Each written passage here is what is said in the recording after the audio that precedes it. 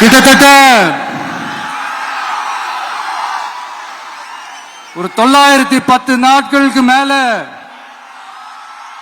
உங்க மண்ணுக்காக போராடிட்டு இருக்கீங்க.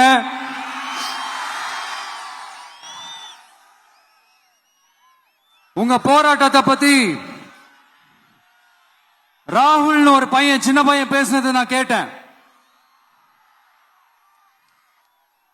அந்த குழந்தையோட பேச்சு மனசு ஏதோ செஞ்சிருச்சு.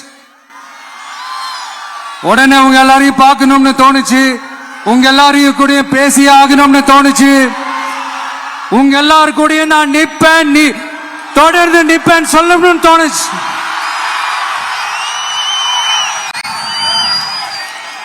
ஒவ்வொரு வீட்டுக்கும் ரொம்ப முக்கியமானவங்க அந்த வீட்டில் இருக்கிற பெரியவங்க தான்.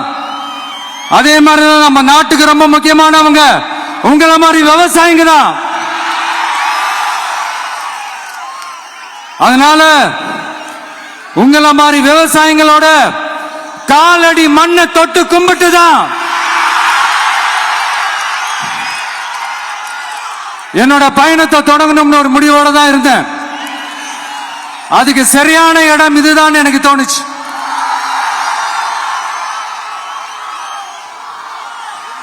என்ன உங்க வீட்டில் இருக்கிற ஒரு மகனா என்னோட கள அரசியல் பயணம் உங்களோட ஆசீர்வாதத்தோட இங்கிருந்து தான் தொடங்குது. சரி, அதை விடுவோம். நம்மளுடைய முதல் மாநில மாநாட்டில் நம்ம கட்சியினுடைய கொள்கையை பத்தி நான் எடுத்து சொன்னேன். அதுல ஒண்ணுதான் இயற்கை வள பாதுகாப்பு. சூழலியல் மற்றும் காலநிலை நெருக்கடியை எதிர்கொள்ளக்கூடிய இயற்கைக்கு ஊறு விளைவிக்காத பகுதிசார் மாநில வளர்ச்சி பரவலாக்கம். இதான் நாம் அறிவிச்ச அந்த கொள்கை. இதான் நான் இங்க சொல்றதுக்கு காரணம் ஓட்டு அரசியலுக்காக இல்ல.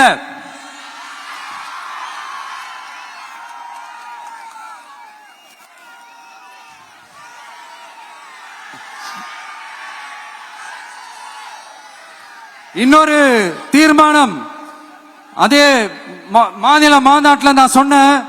அது விவசாய நிலங்கள் பாதுகாப்பு கொள்கை தீர்மானம். அதுல காஞ்சிபுரம் மாவட்டம் பரந்தூரில்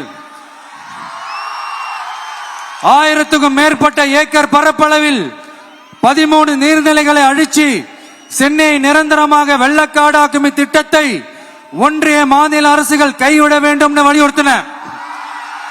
அது மட்டும் இல்லாம இந்த மண்ணுக்காகவும் மக்களுக்காகவும் நம்ம விவசாயிகள் பாதிக்கிற இந்த திட்டத்துக்கு எதிராக சட்ட போராட்டம் நடத்தவும் தயங்க மாட்டோம்னு சொல்லியிருந்தோம்.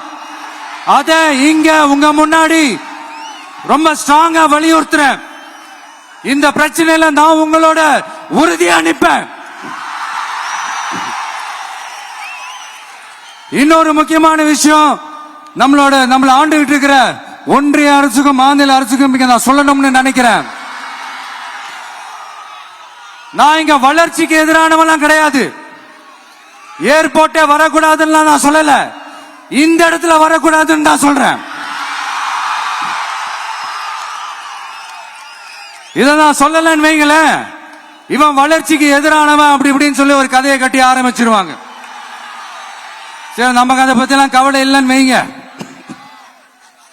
எல்லாத்துக்கும் மேல இன்னைக்கு இந்த பூமியில வாழ்ற எல்லா உயிரினங்களோட இருப்பையும் புவி வெப்பமயமாதல் பயமுறுத்திக்கிட்டு இருக்கு. அதனுடைய ரிசல்ட் தான் ஒவ்வொரு வருஷமும் இந்த மழை காலத்துல வெள்ளத்துல சென்னை சிட்டி எப்படி தத்தளிச்சுக்கிட்டு இருக்கிறது நம்ம பாக்குறோம். இப்ப ரீசன்ட் டைம்ல எடுத்த ஒரு அறிவியல் ஆய்வுல இப்படி ஒவ்வொரு வருஷம் சென்னையில வர ஃப்ளட்டுக்கு காரணமே இங்க இந்த சுற்றுவட்டார பகுதியில் இருக்கிற சதுப்பு நிலங்களை நீர்நிலைகளை அழிச்சது தான் சொல்லுது.